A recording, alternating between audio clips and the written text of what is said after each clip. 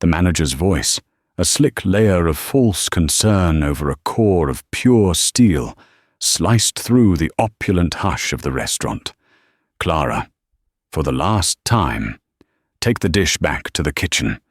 Mrs. Vanderbilt finds the microgreens aesthetically displeasing, and do try to look like you belong here when you do it. The woman seated at the corner banquette, a fortress of couture and contempt named Beatrice Vanderbilt, offered a smirk so sharp it could have cut glass. She'd just won another battle in a war only she was fighting. The entire dining room of Aurelia, a place where whispers cost more than most people's rent, seemed to hold its breath. They were waiting for the humiliated young waitress in her starched black uniform to bow her head, murmur an apology, and scurry away. But Clara Hayes didn't move. She didn't cry. She didn't snap back. She simply looked at the plate, then at the single, unassuming man sitting alone at a small table by the service door, a man nobody had paid any mind to all evening. They thought they were crushing a nobody, a disposable part of the scenery. They didn't realize they were performing on a stage, and that quiet man was not just the owner of the theater, but the man who had written the play. In 10 minutes, the manager would be begging for a job he no longer had. The woman in couture would be facing federal investigators, and the world of fine dining in New York City would be shaken to its very foundations. This is the story of the dinner service that changed everything. The air in Aurelia was a carefully curated symphony of scents, beeswax from the polished mahogany, a hint of truffle oil from the kitchen, the faint, floral notes of $100 perfumes mingling with the ghosts of $1,000 wines. It was a scent designed to communicate wealth, exclusivity, and a power so profound it never had to raise its voice. Clara Hayes, at 22, was fluent in the language of this world, though she was not a native speaker. She moved with a practiced grace that belied the ache in her feet and the weight of the student loans that felt like a physical yoke on her shoulders. She was halfway through her Level 3 sommelier certification, a grueling pursuit that consumed every dollar and every minute she didn't spend at Aurelia or caring for her grandmother in their cramped Queen's apartment. The books on viticulture and appellation laws were stacked by her bed, their pages stained with coffee and desperation. To the patrons of Aurelia, she was invisible, a pair of hands that refilled water glasses and cleared away plates. But in her mind, she was walking the terraced vineyards of the Douro Valley, tasting the flinty soil of Sancerre in a sip of Sauvignon Blanc. Tonight, her section was a minefield, dominated by Table 7, Beatrice Vanderbilt. Mrs. Vanderbilt was not merely a wealthy patron, she was a predator who used her husband's real estate fortune as a weapon. She was a regular, known for her impossibly specific demands, her last-minute reservation changes, and her unique talent for finding fault in perfection. She treated the staff not as people, but as obstacles to be overcome on her quest for a flawless evening, an evening whose success was measured by the amount of misery she could inflict. Her current target was the placement of the parsley garnish on her seared scallops. "It's wilted," Beatrice had declared, pushing the plate away with a flick of her wrist, her diamond bracelet catching the light and flashing like a warning signal. "And it's off-center. Does the chef have no pride?" Julian, the restaurant's manager, had materialized at her side instantly, his posture a perfect curve of apology and deference. He was a man whose spine was made of jelly, firming up only when he was reprimanding his staff. "1,000 apologies, Mrs. Vanderbilt. It is unacceptable. I will have it remade immediately." "Clara," he had hissed, turning on her with the speed of a striking snake. "What are you waiting for?" Clara had already been through this twice tonight. First, with the temperature of the bread, which was allegedly a degree too cool. Then, with the ice cubes in the water, which were not, she claimed, of a uniform clarity. Each complaint was a performance, and the rest of the dining room was her audience. As Clara carried the offending scallops back toward the kitchen, her eyes swept across the room. She saw the usual cast of characters, the tech moguls in their $400 t-shirts, the old money couples who communicated in sighs and subtle nods, the tourists who looked perpetually terrified of touching the wrong fork. And then there was the man at table 12, tucked away near the swinging door to the kitchen. He'd been there for 2 hours, nursing a single glass of club soda and eating a simple bowl of pasta. He was in his late 60s, dressed in a tweed jacket that was well made but hopelessly out of style. With his wire-rimmed glasses and a book lying open on the table, he looked like a retired history professor who had wandered in by mistake. He hadn't said more than 3 words to her, but she noticed something odd about him. He wasn't looking at his book.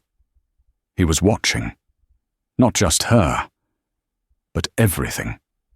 He watched the way the busboys cleared tables, the way Julian glad-handed a politician at table 2, the way the sommelier presented a bottle of wine. He was observing the restaurant like an architect studying a blueprint, looking for the stress points, the flaws in the design. Clara had felt his gaze on her during the last 2 confrontations with Mrs. Vanderbilt. It wasn't a look of pity or judgment, but one of intense, analytical curiosity. It was unnerving, but also, strangely, fortifying. It made her feel seen, not as a waitress, but as a person in a difficult situation. She returned from the kitchen with a new plate of scallops, the microgreens now arranged with geometric precision. She placed it before Beatrice, her hands steady. "Is this to your satisfaction, madam?" Clara asked, her voice a carefully modulated neutral tone. Beatrice picked up her fork and poked at a scallop. "I suppose it will have to do. The moment has passed, of course. My entire palate has been compromised by the delay." She took a bite, chewed with theatrical slowness, and then waved a dismissive hand. "Fine. Now the wine. We're celebrating a rather significant victory today. My husband just closed the Century Tower deal. We need something momentous." Julian, who had been hovering nearby, swooped in. "Of course, Mrs. Vanderbilt. Our head sommelier, Mr. Dubois, would be happy to assist." "No," Beatrice said, her eyes locking on to Clara. "I want her to do it. Let's see if the little waitress knows anything more than how to carry a plate." It was a test, a public humiliation designed to prove Clara's incompetence. A chill went down Clara's spine, but it was followed by a flicker of something else, defiance. This was her territory. She spent her nights memorizing the difference between a Pauillac and a Margaux, the tasting notes of a Barolo versus a Barbaresco. This was the one part of the job where she wasn't just a servant. Julian's face tightened. "Mrs. Vanderbilt, Clara is only a junior server. She is not qualified." "Then she should learn," Beatrice snapped. "Bring me the wine list." Clara retrieved the heavy leather-bound tome and presented it. Beatrice scanned the pages, her finger tapping impatiently. Her eyes, however, weren't really reading. She already knew what she wanted. It was part of the performance. "Ah, here we are," she announced, her voice loud enough to carry to the surrounding tables. "The 1945 Romanée Conti. That should be adequate." A collective intake of breath was audible around the room. Even Julian paled. The 1945 Romanée Conti wasn't just a wine, it was a legend, a myth in a bottle. Produced in a tiny quantity, right at the end of the war from pre-phylloxera vines, it was considered by many to be the greatest Burgundy ever made. Aurelia had 1 bottle in its cellar. Its price on the list was a staggering $180,000. It was a showpiece, a conversation starter, a bottle so rare that most sommeliers went their entire careers without ever seeing one, let alone touching it. "An excellent choice, madam," Julian stammered, sweat beading on his upper lip. He knew the protocol. A wine of this caliber required Mr. Dubois, the head sommelier, and a presentation ritual of near religious solemnity. "I want her to retrieve it," Beatrice commanded, pointing a perfectly manicured finger at Clara. "And I want her to open it. Here, at the table." This was more than a humiliation. It was a trap. The cork on a 70-year-old bottle was treacherous. If it crumbled, if the wine was improperly opened, the bottle could be ruined. The liability would fall squarely on the server. Beatrice was trying to get her fired. "Madam, I must insist," Julian began, his voice trembling. "Julian," Beatrice said, her voice dropping to a silken threat. "Are you refusing my request? My husband spends over $250,000 a year in this restaurant group's establishments. I'm sure the corporate office would be very interested to hear about the quality of your customer service." The mention of the corporate office was a kill shot. Julian's face went ashen. He turned to Clara, his eyes filled with a mixture of terror and fury. "You heard her. Go. The cellar key is on my desk. Be careful. If you so much as breathe on that bottle incorrectly, I will personally see to it that you never work in this city again." Clara nodded, her heart pounding against her ribs. She walked away from the table, her back straight, feeling the weight of every eye in the room on her. As she passed table 12, she glanced at the quiet man in the tweed jacket. He was looking directly at her. He gave a slight, almost imperceptible nod, a gesture that seemed to say, "I see what is happening. Proceed." The cellar at Aurelia was a cool, silent sanctuary, a library of liquid history. The air smelled of damp earth and aging oak. Clara found the key, her hand shaking slightly as she unlocked the heavy iron gate to the private collection room. There it was, lying in its own climate-controlled cradle, the single bottle of 1945 Romanée Conti. She lifted it with the reverence of a priest handling a holy relic. The bottle felt cool and heavy in her hands. She had studied this vintage for her exams. She knew its history, its legend. She knew that only 600 bottles were ever produced. She knew the specific shape of the bottle, the unique watermark on the label, and as she held it under the single, low-wattage bulb of the cellar, her blood ran cold. Something was wrong. It was a small thing, a detail so minuscule that only someone who had spent hundreds of hours staring at photographs and auction catalogues would ever notice. The accent mark on the word Romanée on the label, the accent aigu, was slightly off. It was a fraction of a millimeter too high, and the font had a subtle, almost imperceptible thickness that didn't match the archival photos she had memorized. Her mind raced. She remembered an article from a wine journal about a famous European forger, Rudy Kurniawan, who had been caught years ago. One of his tells was a specific, minute error in the printing of the labels of pre-war Burgundies. It couldn't be. Not here. Not at Aurelia. A forgery of this magnitude would be a scandal that could destroy the restaurant. Her mind was a whirlwind of panic. If she said nothing, she would be forced to open a bottle she believed to be fake, complicit in a massive fraud. Beatrice Vanderbilt would drink it, none the wiser, pay the astronomical price, and Clara would keep her job for another day. But if she spoke up, if she dared to question the authenticity of the most prized bottle in the cellar, she would be accusing her own employers of either gross incompetence or outright fraud. Julian would destroy her. He would paint her as an arrogant, delusional waitress trying to cover for her own terror at opening an expensive wine. No one would believe her. She took a deep breath, the cool, earthy air calming her slightly. Her grandmother's voice echoed in her head, a phrase she'd repeated 1,000 times. Clara, you can't control what other people do, but you can always control what you do. Integrity is the one thing they can't take from you unless you give it away. Clara made her decision.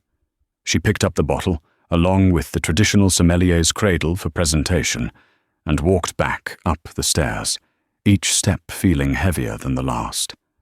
She was walking toward her own execution. When she reached table 7, the silence was absolute.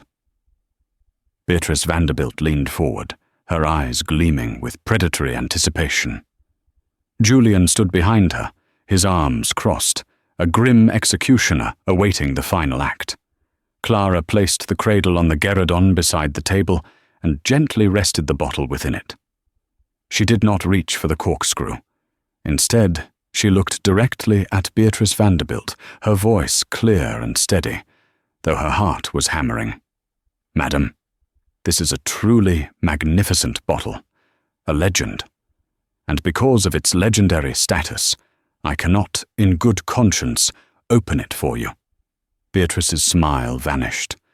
What did you just say? I have reason to believe, Clara continued, her gaze unwavering, that this bottle is not authentic. The words hung in the air like poison gas. A wave of shocked murmurs rippled through the dining room. Julian's face went from pale to a blotchy, furious red. How dare you? He hissed, stepping forward. You ignorant little girl. You are embarrassing the restaurant. You are embarrassing me. You are fired. Fired? Beatrice laughed, a harsh, grating sound. Oh, that's not nearly enough. I want her blacklisted. I want her ruined. She accuses us of being fools who would buy a fake bottle, all because she's too clumsy and scared to pull a simple cork. It's not the cork, Clara said, her voice gaining strength. She pointed to the label. It's the accent on the E in Romane. It's incorrect for the 1945 printing.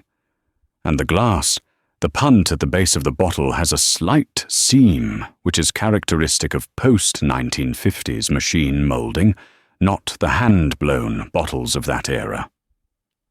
She was reciting facts from her textbooks, her voice filled with an authority that stunned the room. She was no longer a waitress. She was an expert defending her field. Julian scoffed, trying to regain control. Absurd! She's making it up! Security! He bellowed. Remove this hysterical woman from the premises immediately.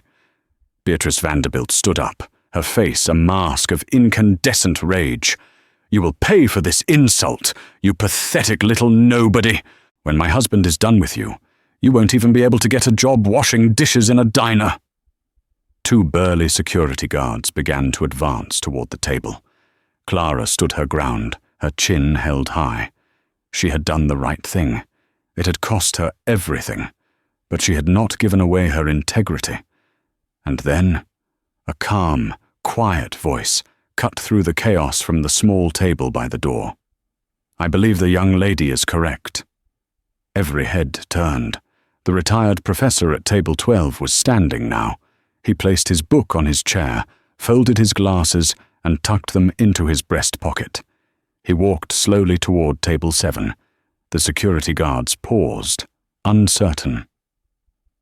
And who are you? Julian sneered, irritated by the interruption. A friend of hers? Get back to your table before I have you removed as well. The man ignored Julian completely. He stopped beside the gerudon and peered at the bottle of wine. He didn't touch it, but he examined it with the focused intensity of a jeweler inspecting a diamond. The color is also wrong, the man said, his voice soft but carrying an undeniable weight of authority. The 45 had a remarkable, almost supernatural clarity, even after decades. This one has a slight brickish turbidity. It's a very good forgery. Probably a high-quality 1960s La Tâche that's been rebottled and relabeled. But a forgery nonetheless. Beatrice Vanderbilt stared at him, aghast. "And what makes you an expert? Did you read that in your little book?" The man finally turned his gaze to her. His eyes, behind their unassuming facade, were as sharp and cold as chips of ice. "I was there," he said simply. A confused silence fell over the room. "You were... where?" Julian asked, bewildered. "At the Domain," the man clarified, his voice patient. "In Vosne-Romanée, in the autumn of 1945. I was a boy. My father was a friend of the family. I watched them bottle it." He paused, letting the impossible statement settle in the air. "My name is Alistair Finch." The name meant nothing to most people in the room, but to Julian, whose job it was to know the names of the silent gods of New York finance, it was a thunderclap. His jaw went slack. His face, which had been red with rage, was now the color of chalk. Alistair Finch was not a retired professor. He was the founder and sole owner of the Finch Hospitality Group, a multi-billion-dollar global empire of hotels and restaurants. Aurelia wasn't just a restaurant he patronized. It was a minor jewel in the vast crown he owned. Julian began to tremble, a violent, uncontrollable shaking that started in his hands and spread through his entire body. Mr. Finch," he stammered. I had no idea. You're not in the system. Your reservation—" "I booked it under my mother's maiden name," Finch said, his eyes still locked on Julian. "I find it's the best way to get an honest assessment of my establishments. And tonight I have found my establishment to be profoundly dishonest." He turned his attention to Beatrice Vanderbilt, who had sunk back into her chair, her face a mess of confusion and dawning horror. "And you, madam," Alistair Finch said, his voice dropping to a near whisper, yet a whisper that seemed to boom through the silent room. "You are not celebrating your husband's closing of the Century Tower deal. That deal, according to the financial news I was just reading on my phone, collapsed this afternoon when his financing fell through. You came here tonight to create a spectacle, to order a wine you had no intention of paying for, knowing the insurance would cover the accidental breakage or a disputed charge. You were attempting to commit fraud." The revelation was a physical blow. Beatrice Vanderbilt let out a small, strangled gasp. The woman who had built her identity on a foundation of wealth and power had just been exposed as a common cheat in front of the very people she sought to impress. Alistair Finch then looked at Clara. For the first time, a glimmer of warmth entered his eyes. "You, young lady," he said. "You have a name." "Clara, sir," she whispered, her own shock making it hard to breathe. "Clara Hayes." "Clara," he repeated, nodding slowly. "You have something that is rarer than a 1945 Romanée Conti and infinitely more valuable. You have integrity. And you, Julian, have the opposite. You are willing to sacrifice an honest employee and defraud a customer to protect a bully. You are a sycophant and a coward. You are no longer the manager of my restaurant. Get your personal effects and leave. Do not speak to anyone on your way out." Julian opened his mouth to plead, to beg, but no sound came out. He simply deflated, a punctured balloon of arrogance, and stumbled away, his career in ruins. Finch then turned his gaze back to the now sobbing Beatrice Vanderbilt. He pulled a small, sleek phone from his tweed jacket pocket. "As for the wine," he said, dialing a number, "I will be turning this bottle over to the authorities. The FBI has a division that investigates high-value art and collectible fraud. They will be very interested to trace its provenance. I imagine they will also be interested in your husband's creative financial arrangements." He put the phone to his ear. Robert, it's Alistair. I need you to make a call for me. I have a situation at Aurelia. Yes, it involves a forgery, and a rather spectacular case of attempted wire fraud. The dining room was a tableau of frozen shock. The security guards had retreated to the walls. The patrons stared, forks hovering midway to their mouths. Clara stood by the table, a lone, triumphant figure in the wreckage of the evening. She hadn't just been vindicated. She had been armed, and the quiet professor had just pulled the trigger on a weapon she never knew she possessed. The battle was over, but for everyone involved, the war for their futures had just begun. The silence that followed Julian's shambling exit was heavier than any sound. It was a vacuum, filled with the unspoken shock and recalibration of power that had just occurred. Beatrice Vanderbilt sat motionless, the tears carving clean tracks through her expensive foundation. The predator had become the prey, and she was frozen in the headlights. Alistair Finch ended his call. The efficiency was terrifying. There was no shouting, no melodrama. It was the quiet, precise dismantling of a life, executed with the cold proficiency of a surgeon. He gestured to the two security guards who were still trying to blend in with the wallpaper. Please escort Mrs. Vanderbilt to a private room downstairs. Hold her there. My head of security and 2 gentlemen from the FBI's local field office will be here in 20 minutes to speak with her. See that she is comfortable, and relieve her of her phone. The guards, who minutes ago had been ready to throw Clara into the street at Julian's command, now snapped to attention as if Finch were a 5-star general. Yes, Mr. Finch. They approached the table. Beatrice didn't resist. The fight had gone out of her, replaced by a dawning, bottomless terror.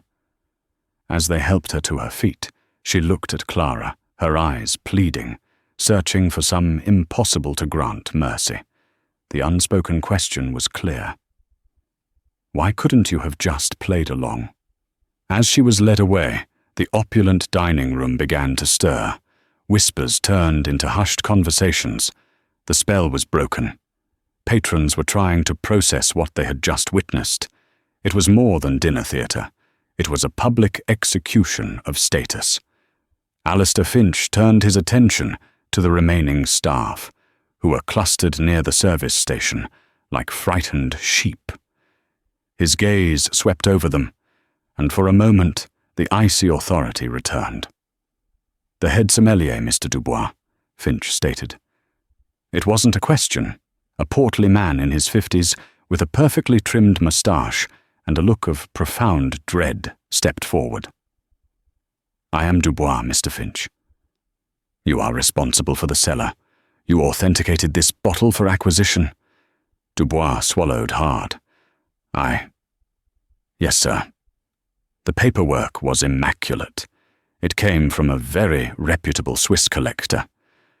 Reputable is a subjective term, Finch cut him off. Incompetent is a more accurate one.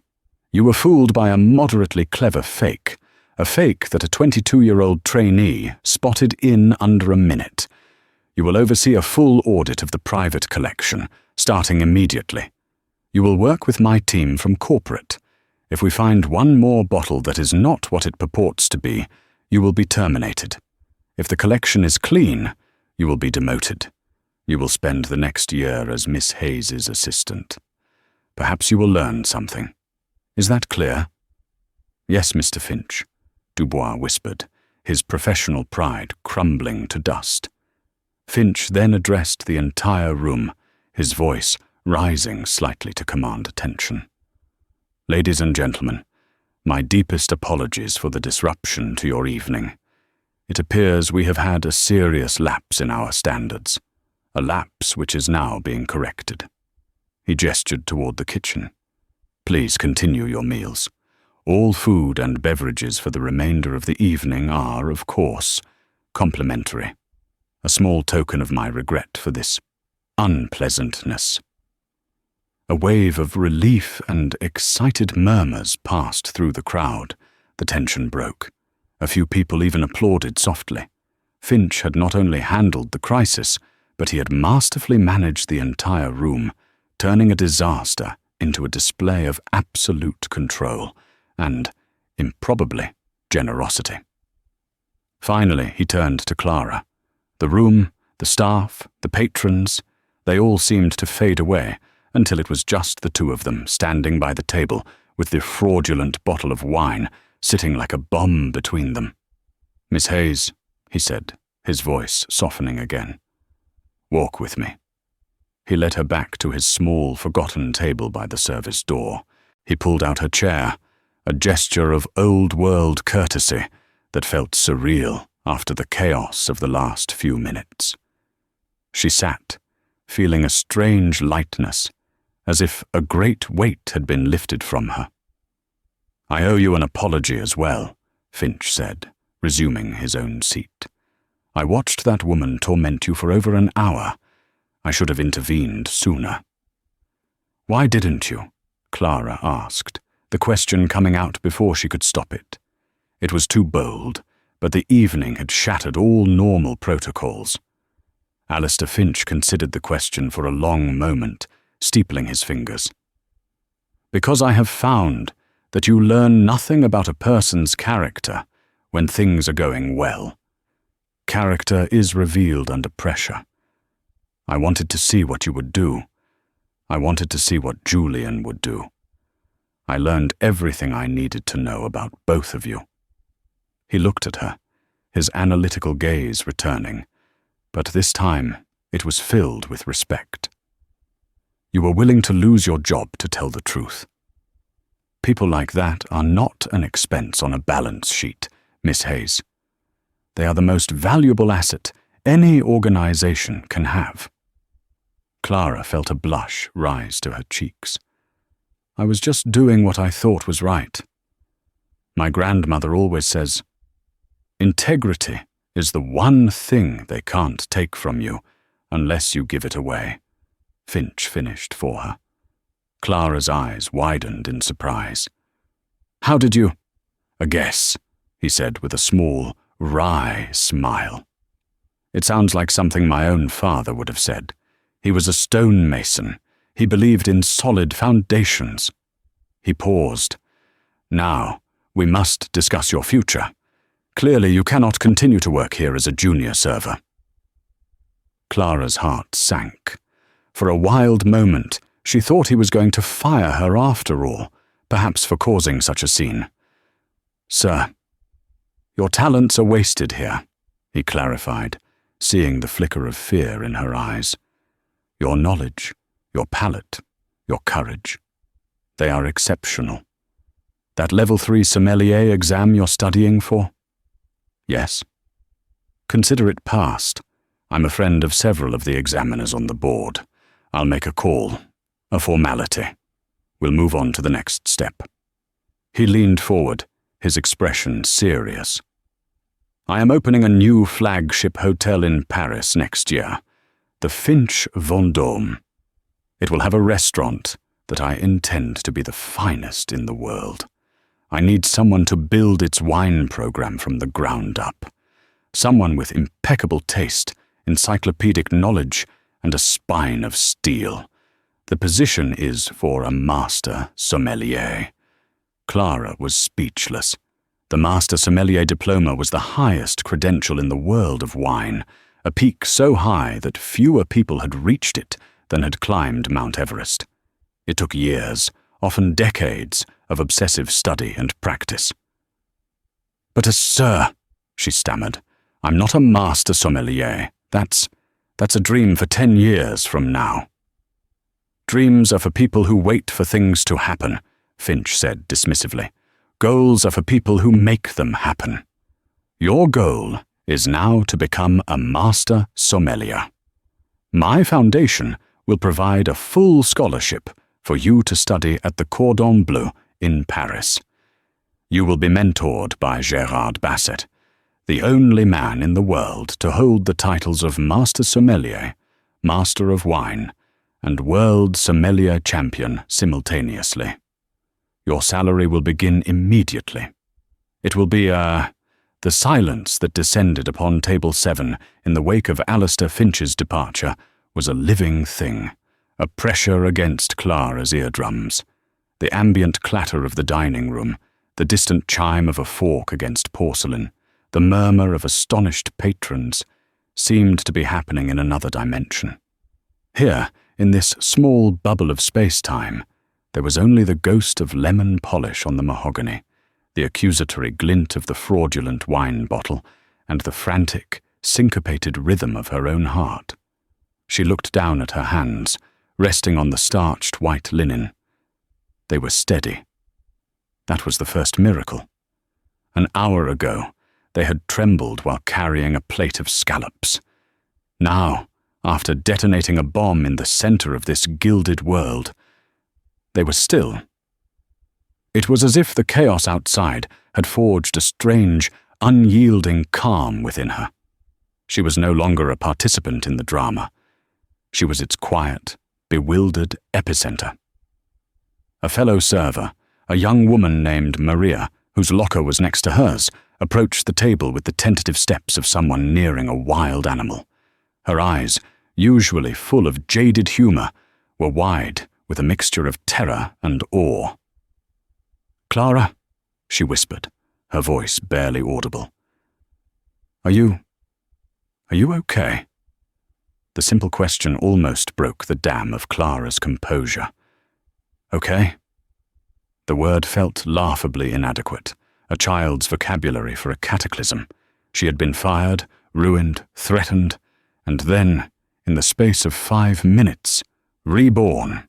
She had watched a man dismantle 2 powerful lives with the dispassionate precision of a watchmaker, and then hand her the keys to a future she had never dared to imagine even in her most desperate, sleep-deprived dreams.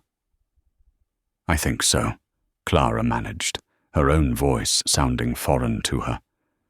She looked at Maria, at the familiar exhaustion in her friend's eyes, the slight slump of her shoulders from 1,000 hours on her feet. A sudden, sharp pang of guilt, cold and unwelcome, pierced through her shock. She was escaping. Maria and all the others were not. The invisible wall between them had already begun to construct itself. Everyone's saying he owns this place.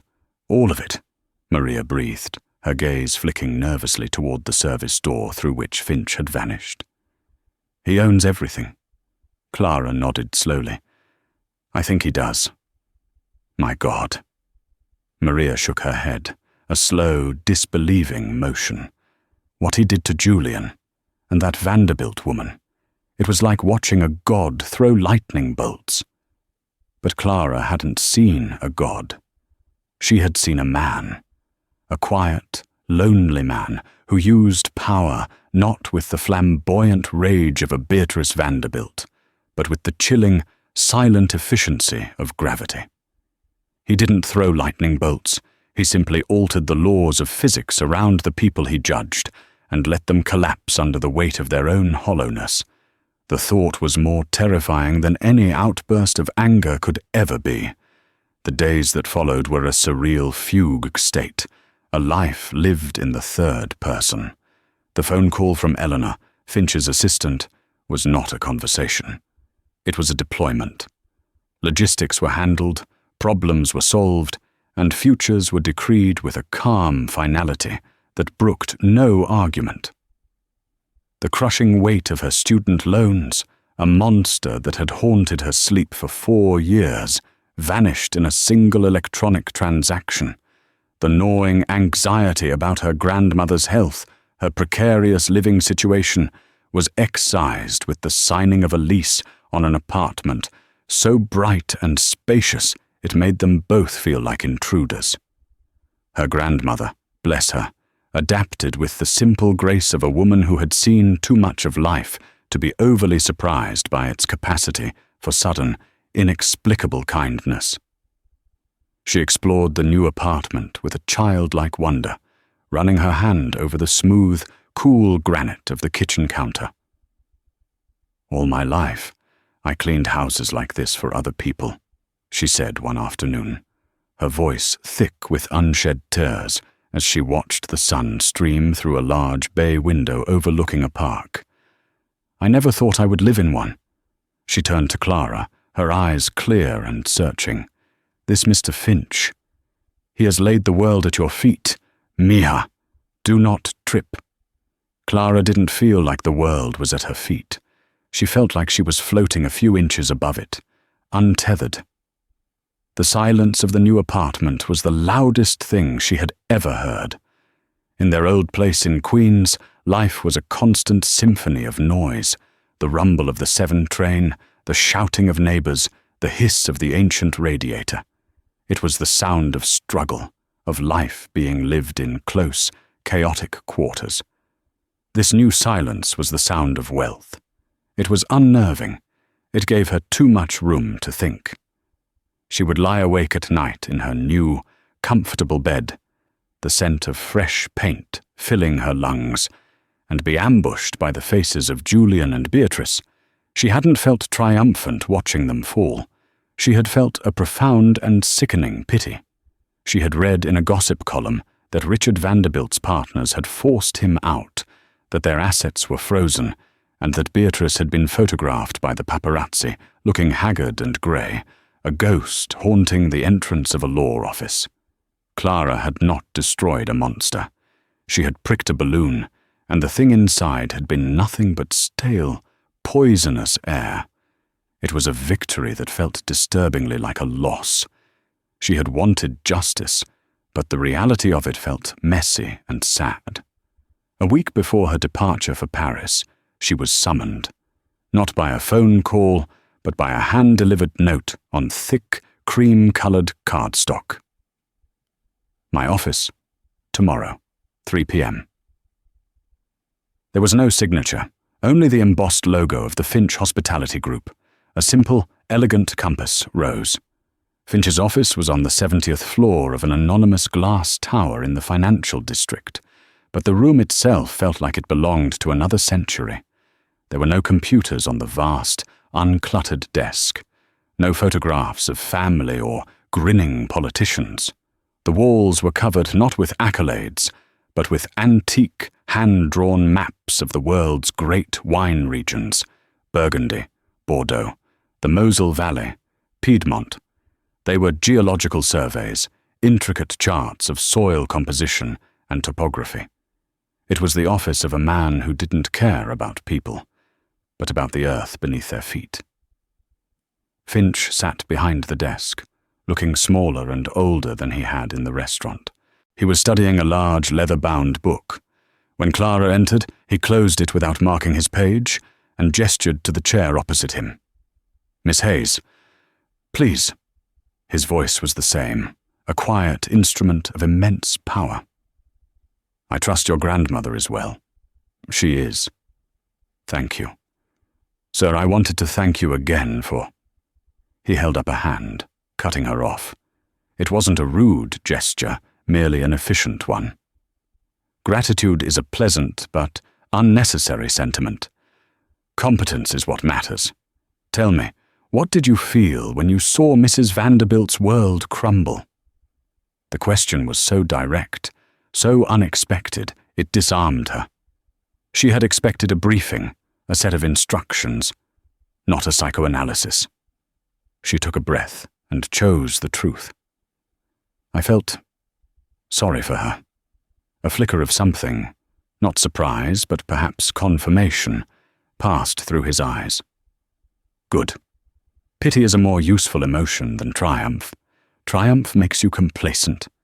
Pity reminds you that even the most fearsome dragons are often just frightened, hollow things. Remember that. The world you are about to enter is filled with them. He stood and walked to the window, his back to her. The view was breathtaking, a god's-eye perspective of the city, the harbour, and the distant, hazy curve of the earth. "I did not build all this," he said, gesturing to the sprawling metropolis below. "By being a good man, Miss Hayes. Good men do not build empires. I built it by understanding foundations.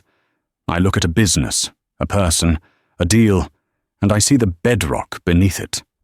Is it solid granite, or is it crumbling shale? Julian's foundation was fear. Beatrice Vanderbilt's was vanity. They were destined to collapse. All I did was provide a small, precise tremor. He turned back to face her, his eyes intense.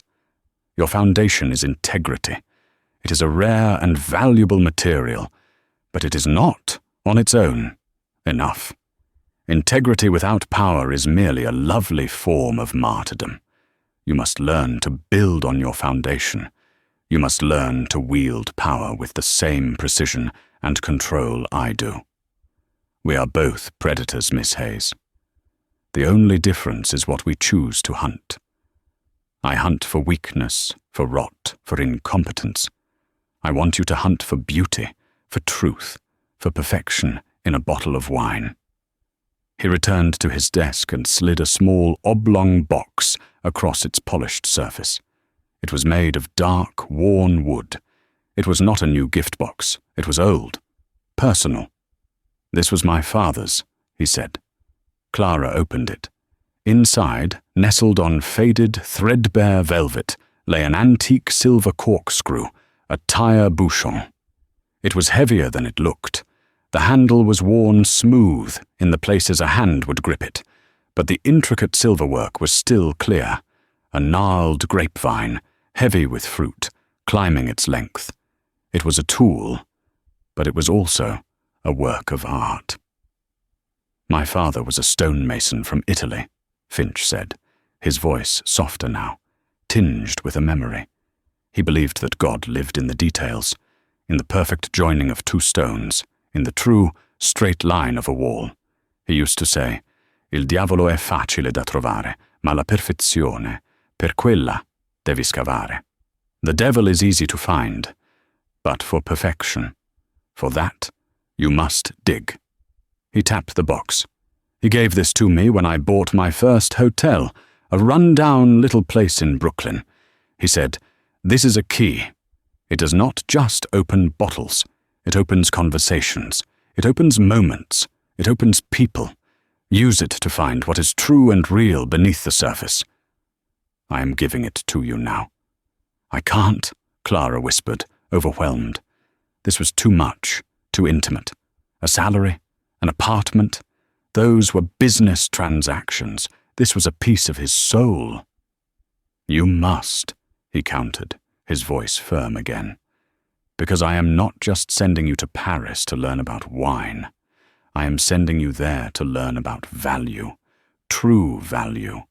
The world is drowning in a sea of expensive, worthless things, like that fraudulent bottle of Romane Conti. People pay for the label, for the story, for the status it confers. They don't even taste what's in the bottle. I want you to be the person who always tastes what is in the bottle.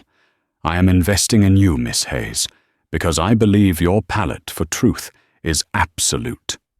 Do not prove me wrong. On the flight to Paris, nestled in the surreal cocoon of first class, Clara declined the Krug champagne. The gesture felt wrong, like a betrayal of the girl who, just weeks ago, considered a bottle of $20 Malbec a wild extravagance. Instead, she ordered water and watched the city lights of New York recede until they were a glittering, abstract carpet of diamonds. She took the silver corkscrew from her bag.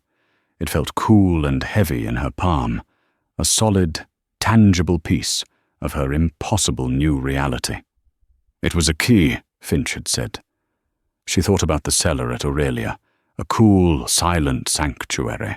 She thought of the moment she had held the fake bottle under the light, the moment her knowledge, honed by years of lonely, desperate study, had crystallized into certainty. That was the moment her life had truly begun. Not when Finch had intervened, but when she had made the decision to stand on her foundation, even if it meant being buried under the rubble. She looked out the window at the endless, dark expanse of the Atlantic. She was flying toward a new life, a new world. It would be lonely. It would be difficult. There would be new Julians and new Beatrices, people who would resent her, test her, and wait for her to fail. Finch was right. This was not a fairy tale. It was an apprenticeship in power. But as she closed her hand around the cool, smooth silver of the corkscrew, she felt not fear, but a profound and quiet sense of purpose. Her grandmother was safe. She was free. She was on her way to Paris to do the one thing she loved more than anything in the world. She was not leaving her past behind. She was carrying its best part with her. The struggle, the study, the desperation. That was the terroir that had produced her. It had given her a strength that could not be bought or faked. The taste of victory wasn't sweet. It was complex, layered, with notes of grief and guilt, and a long, lingering finish of terrifying, exhilarating possibility. It tasted, she thought with the beginning of a smile, like a truly great Burgundy. And her journey had just begun.